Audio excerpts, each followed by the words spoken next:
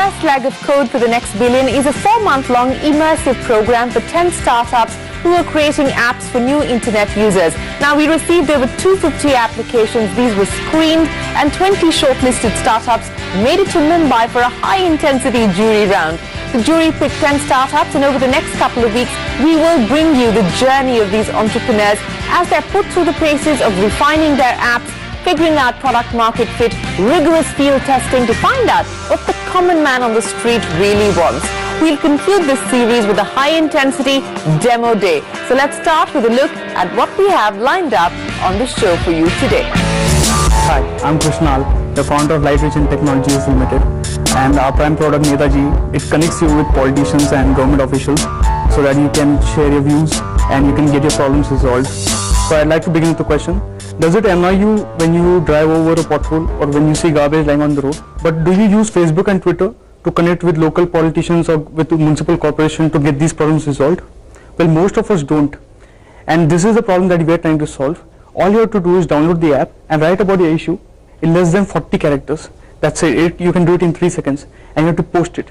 When you post your issue, our system finds the ward in which the problem lies, and then it sends notification alerts to all the politicians who are working for that ward. This includes elected as well as aspiring.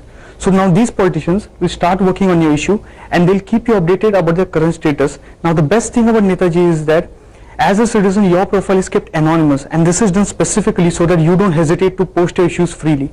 Now this app works all over India. The only requirement is that the politicians should have this app installed on their smartphone. That's it.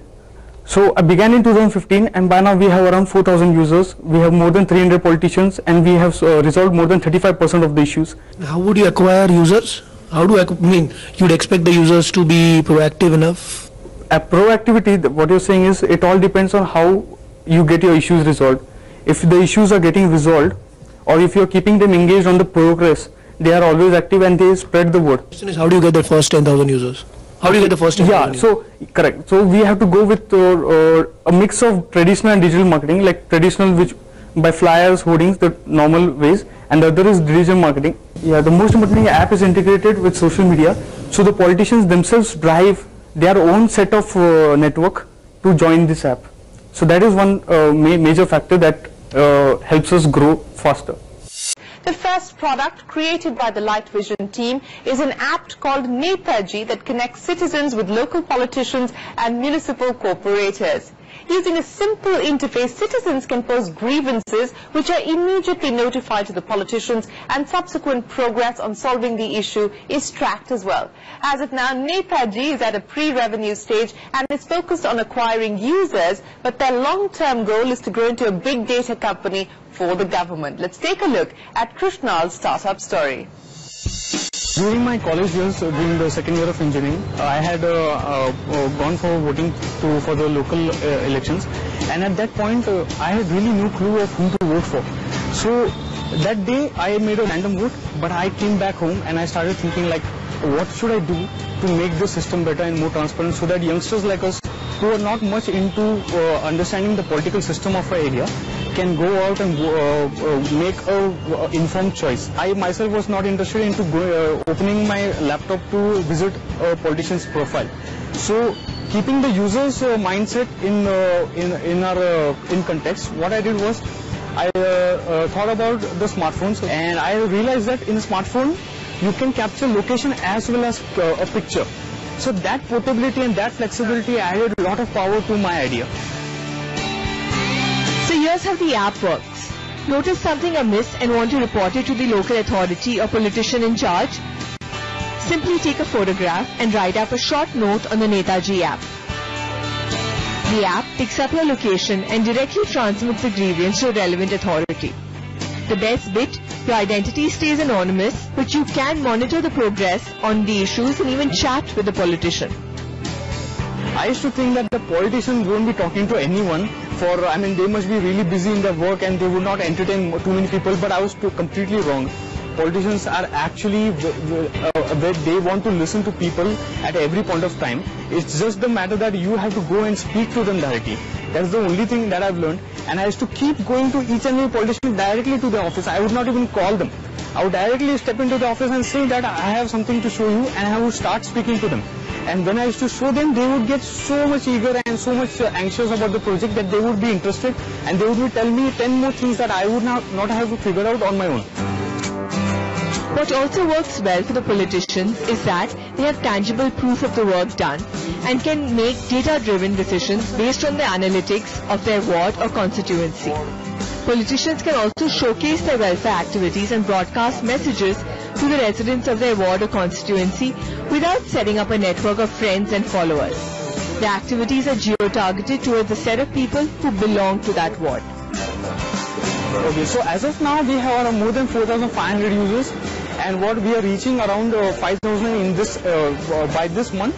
Now we have around 60 corporators, and what we have done is, like, along with corporators, if you see, what we do is, like, we also go to each and every aspiring corporator as well who are not elected, because they are the ones who are quite eager to solve problems, because even they are in that zone, right?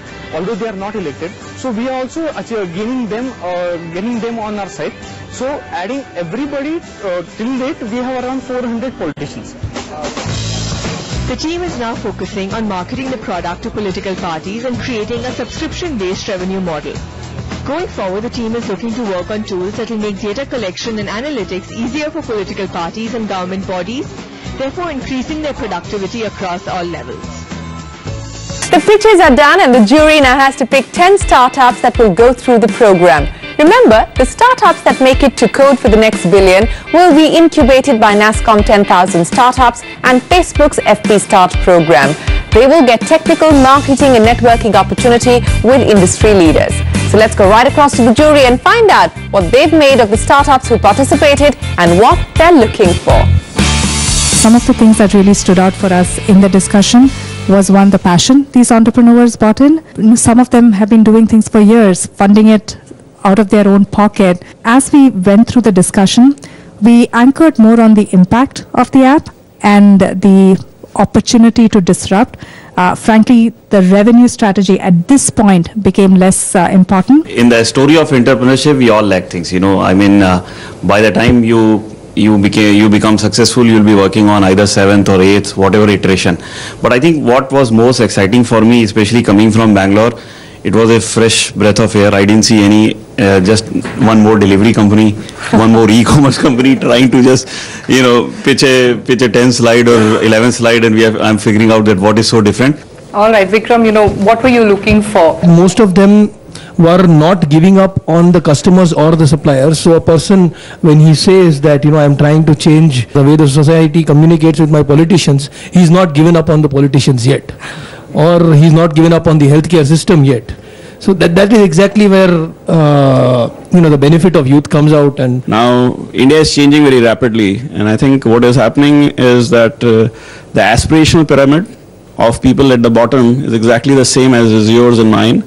And I think that real change, if not addressed, will create trouble. So the kind of things these people are doing would make a huge difference, specifically to the new aspirers, the new people who are aspirational. So you've heard the jury. It's now for me to announce the top 10. So the first finalist is Wallet Guru. Huge round of applause for them. Second, Light Vision or Netaji. Apeirogon is our next. And our final finalist to reach the top 10 is Redoc-Tile. Congratulations. So two things. You know, one, we know the numbers in India. 82% are still not connected. A lot of people are not connected because they don't see relevant services. All of the services that you are providing really hits on that issue.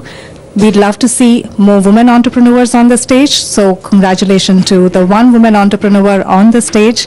And as you look for your co-founders, your CTOs, etc., remember that a diverse leadership team makes for better success. So something else for you to consider. So you have a lot of responsibility, and whatever you're going to build, I think A, build with passion, like Kritika said. B, do not lose on that energy which you have, and always look at the fact that, listen, it's just not the problem we are solving in a city. You're just going down to the grassroots, and you're going to build India on that global map. So like Rajat and our other jury members have said, the onus of producing next-gen technologies that will have massive impact at the grassroots lies with India's new startups. Congratulations to the 10 chosen ones and welcome to the Young Turks community. Ascom 10,000 startups, CNBC TV 18 and Facebook present Code for the Next Billion.